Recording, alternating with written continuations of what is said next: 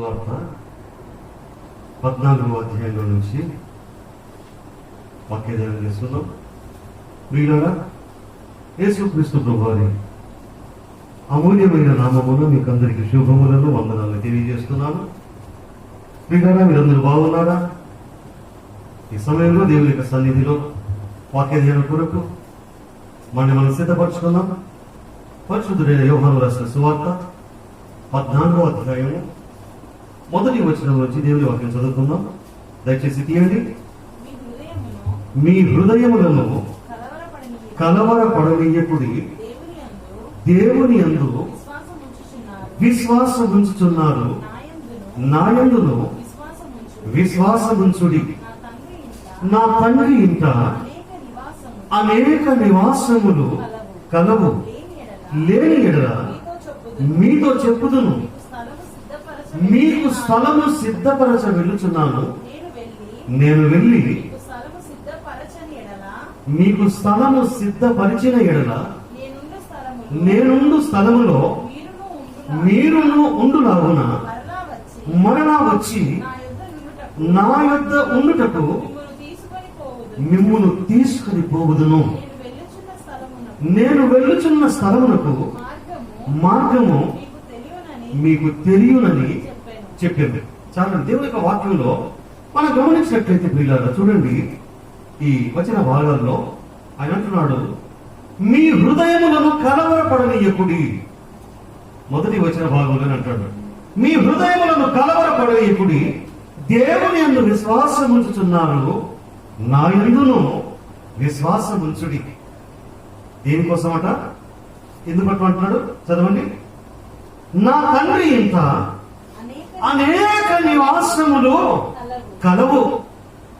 నా తండ్రి ఇంట అనేక నివాసములు కలవు, లేని ఎడల మీతో చెప్పుదును అని ఇంకొంచెం ముందు చదివితే ఏమంటాడుతుంది? నేను వెళ్ళి మీకు స్థలము సిద్ధపరచునట్లు నేనుండు స్థలములో మీరును ఉండులాగున మరలా వచ్చి నా యొద్ద ఉండుటకు మిమ్మును తీసుకొని పోవుదును అంటున్నాడు.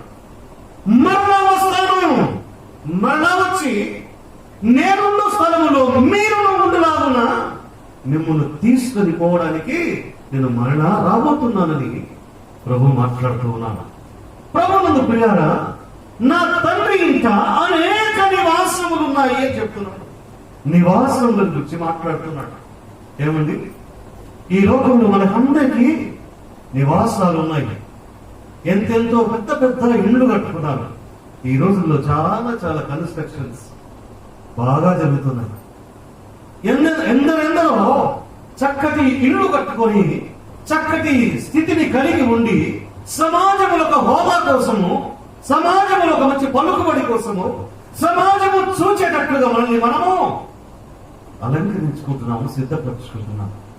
అయితే పరలోకంలో నీకు ఇల్లుందా?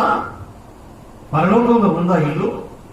ఈ లోకంలో ఇల్లు సంపాదించుకుంటున్నాము, ఈ లోకంలో పొలములు సంపాదించుకుంటున్నాము, ఈ లోకంలో అనేకమైనటువంటి వస్తువులు, వాహనాలను సంపాదించుకుంటున్నాము, ఈ లోకంలో అనేక మంది మనుషులను సంపాదించుకుంటున్నాము, అనేక మంది స్నేహితులను సంపాదించుకుంటున్నాము, అనేక విధములైనటువంటి ధనమును కూర్చుకుంటున్నాము. ఏదో ఒక రకంగా ఎంతో ప్రయాసపడి ఎన్నెన్నో సమకూర్చుకుంటున్నాము. అయితే ఈ రాత్రి నేను మీతో మాట్లాడే ఒక ప్రశ్న, ఒక సూటి అయిన ప్రశ్న ఏమిటంటే, నీకు పరలోకములో ఇల్లు ఉన్నదా? పరలోకములో నీకు ఇల్లు ఉన్నదా? ఈ లోకంలో చాలా సంపాదించుకుంటున్నారు, ఈ లోకంలో చాలా చాలా ఉన్నాయి, ఈ లోకంలో కావలసినంత దానికంటే ఎక్కువ సంపాదించుకునే వాళ్ళు ఉన్నారు. అయితే పరలోకంలోని స్థితి ఏమిటి? నీవు ఈ లోకమును విడిచిపెట్టిన తర్వాత ఎక్కడికి వెళ్తున్నావు? ఎటు వెళ్తావు?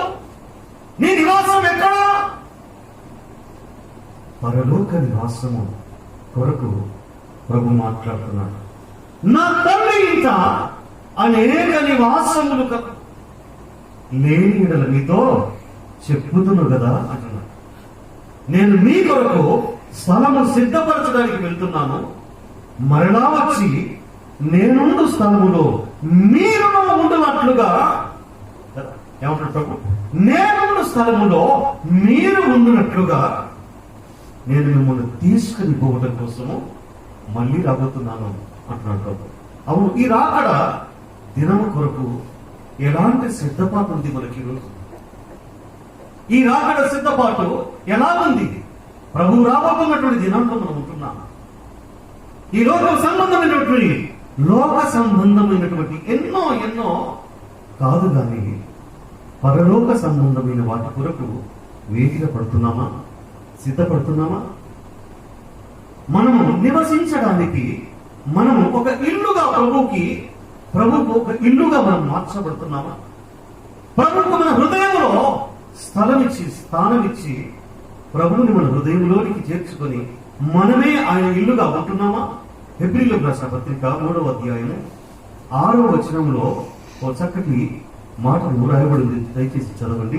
అపోస్తలుడైన పౌలు గారు హెబ్రీయులకు రాసిన పత్రిక 3వ అధ్యాయము 6వ వచనం నుంచి చదువుకుందాం. దేవుని వాక్యం చదవండి. అయితే క్రీస్తు కుమారుడై ఉండి ఆయన ఇంటి మీద నమ్మకముగా ఉన్నాడు. ధైర్యమును, నిరీక్షణ వలని, ఉత్సాహమును తుదమట్టుకు స్థిరముగా చేపట్టిన ఎడల మనమే ఆయన ఇల్లు. ఏమండి? ధైర్యముతో తుదమట్టుకు ప్రభు యొక్క మార్గంలో నడుచుకుంటూ ప్రభు వాక్యానుసారంగా మనం జీవిస్తూ ప్రభువుకు మహిమకరమైన జీవితాన్ని మనం కలిగి ఉంటే మనమే ఆయన ఇల్లు అంటున్నాం. ఈ రోజు మనము అనేక రకమైన ఇళ్ల గురించి మాట్లాడుకుంటున్నాం, కానీ నీవు దేవునికి ఒక ఇల్లు అనే సంగతి నీవు మర్చిపోతున్నావు. నీవు దేవునికి ఒక ఇల్లు అనే సత్యాన్ని నీవు గమనించట్లేదు. దేవుని ఇల్లుగా నిలుతున్నావా? నీకు రకరకాల ఇల్లు ఉన్నాయి, రకరకాల వస్తువులు ఉన్నాయి, రకరకాల జీవితాలు, ఎన్నో రంగురంగుల వైభవాలతో ఈ లోకంలో తులదూగుతున్నావు. కానీ నీవు తుదమట్టుకు ప్రభువుపై నిరీక్షణ ఉంచి ప్రభువుకు ఇష్టమైనటువంటిగా, ప్రభువుకు ఇష్టమైన కుమారుడుగా నీవు జీవించినట్లయితే, ఆయన ఆజ్ఞలను అనుసరించినట్లయితే నీవే ఆయన ఇల్లు అని చెప్పి వాక్యం సెలవిస్తుంది. ఆయన ఇల్లుగా, ఆయన నివసించే నివాసయోగ్యముగా ఉండడానికి నీవు సిద్ధంగా ఉన్నావా? ఇల్లుగా ప్రభువుకు మార్చబడ్డావా? చూడండి పిల్లలు, గమనించండి. ఒక దినం యేసుక్రీస్తు ప్రభువారు ఎరుకో మార్గం కూడా వెళుతున్నప్పుడు అక్కడ మనకందరికి తెలుసు, జక్కయ్య చెట్టు ఎక్కి కూర్చొని ఆయన కొరకు కనిపెడుతున్నటువంటి సమయంలో ప్రభువారు ఆ చెట్టు దగ్గరికి వచ్చి, జక్కయ్య త్వరగా దిగమని చెప్పి జక్కయ్య ఇంటికి వెళ్ళాడు. ఎందుకన్నా తెలుసా? జక్కయ్య ఇంటికి రమ్మని పిలిచాడా? జక్కయ్య రమ్మని పిలిచాడా? పిలవలే. ప్రభు జక్కయ్యను చూసి జక్కయ్య ఇంటిలో ఉండడానికి ఇష్టపడ్డాడు.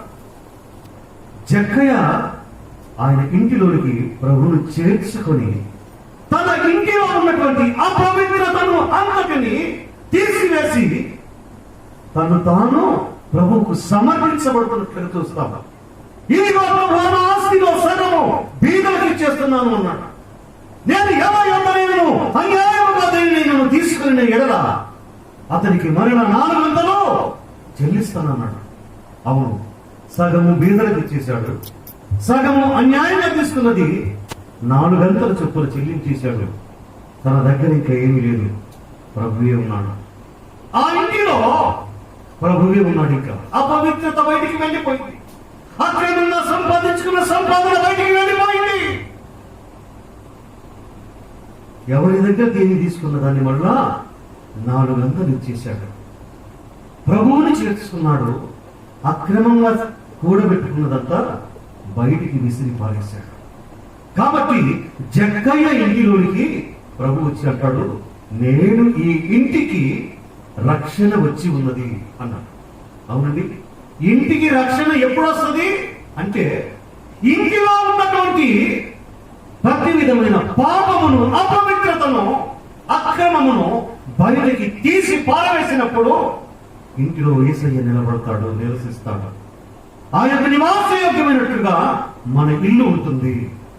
అవును, జక్కయ్య ఇంటిలో యేసుక్రీస్తు ప్రభువు ఉన్నప్పుడు ఆ జక్కయ్య ఇంటిలోనిదంతా అపవిత్రతంతా, పాపమంతా బయటికి వెళ్ళిపోయిన తర్వాత ప్రభుత్తున్నాడు, నేడు ఈ ఇంటికి రక్షణ వచ్చింది. నాకు బహు ప్రియమైనటువంటి నా ప్రియ సహోదరుడా, సహోదరి, నీ ఇంటికి రక్షణ వచ్చిందా? నీ ఇల్లు యోగ్యమైన ఇల్లుగా ఉన్నదా? ప్రభు నివసించే నివాస యోగ్యంగానే ఉన్నావా? నీవే ప్రభుకు ఒక ఇల్లు. నిన్ను నివాస యోగ్యంగా చేసుకుని ప్రభు నివసించాలని, నీలో ఉండి ప్రభు మహిమపరచబడాలని ఆశపడుతున్నాడు. తెలుసా నీకు? నీ జీవితంలో ఉన్నటువంటి ప్రతి విధమైన పాపములు, అపవిత్రతను, అక్రమమును తీసి బయట పారవేయి. దేవునికి ఇష్టం లేని జీవితాన్ని తీసి అవతల పారాయి. ప్రియమైన సహోదరుడు, సహోదరి, ఈ రాత్రి ఒక అద్భుతమైన రాత్రిగా చూస్తున్నాం. రోమిలకు రాసిన పత్రిక, మొదటి కొరింథీ పత్రిక 6వ అధ్యాయము 19వ వచనంలో చదివినట్లయితే, తీయండి. కొరింథీయులకు రాసిన మొదటి పత్రిక 6వ అధ్యాయము 19వ వచనం చదవండి. మీ దేహము దేవుని వలన మీకు అనుగ్రహింపబడి మీలో ఉన్న పరిశుద్ధాత్మకు ఆలయమై ఉన్నదని మీరు ఎరుగరా? మీరు మీ సొత్తు కారు, విలువ పెట్టి కొనబడిన వారు కనుక మీ దేహముతో దేవుణ్ణి మహిమపరచుడి. ఏమంటాడు? మీరు విలువ పెట్టి కొనబడిన వారు. మీ దేహము పరిశుద్ధాత్మకు నిలయమై ఉన్నదని మీరు ఎరుగరా? మీ దేహము పరిశుద్ధాత్ముడు నివసించే ఒక నివాసం. మీ దేహం పరిశుద్ధాత్ముడు నివసించే నివాసం, పరిశుద్ధాత్మకు నిలయం. మీరు ఎరుగుదురా? మీరు ఎరుగరా అంటున్నాడు. మీరు ఎరుగరా? తెలుసా మీకు? మీరే దేవుని ఆలయమై ఉన్నారు అంటున్నాడు. మీరే నా ఇల్లు అంటున్నాడు. మీరే నివాస యోగ్యమని ప్రభు మాట్లాడుతున్నాడు. అవును, దేవుడు నివసించే యోగ్యమైన ఇల్లుగా నీ హృదయం ఉన్నదా? నీ హృదయంలో నుంచి ప్రతి విధమైనటువంటి అపవిత్రత బయటికి వెళ్ళిపోయిందా?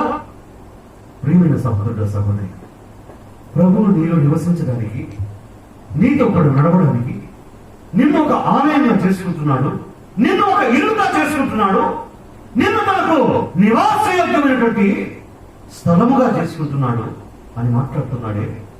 నీ నివాసయోగ్యమైన నీ ఇల్లు ఎలా ఉంది? నీ హృదయం ఎలా ఉంది? నీ జీవితం ఎలా ఉంది? నీ పరిస్థితులు ఎలా ఉన్నాయి?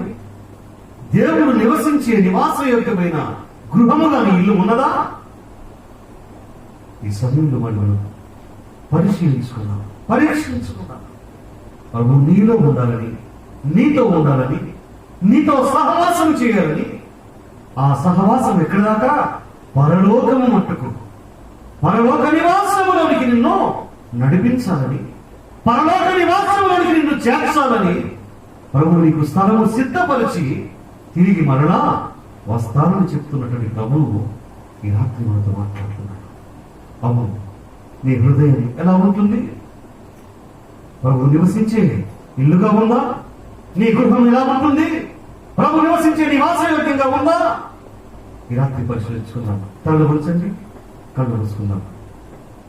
పరిశుద్ధుడైన తండ్రి, మహోన్నతుడైన దేవా, సర్వశక్తిమంతుడా, మీ పాదములకు స్తోత్రములు, స్తుతులు, వందనాలు చెల్లిస్తూ ప్రార్థిస్తున్నాం. ప్రభువా, అయ్యా, మేము మీకు ఒక ఇల్లు అని, మీరు నివసించే పరిశుద్ధాత్మకు నిలయమని మీరు మమ్మల్ని కోరుకుంటున్నారు. నాయన, మీకు స్తోత్రాలు.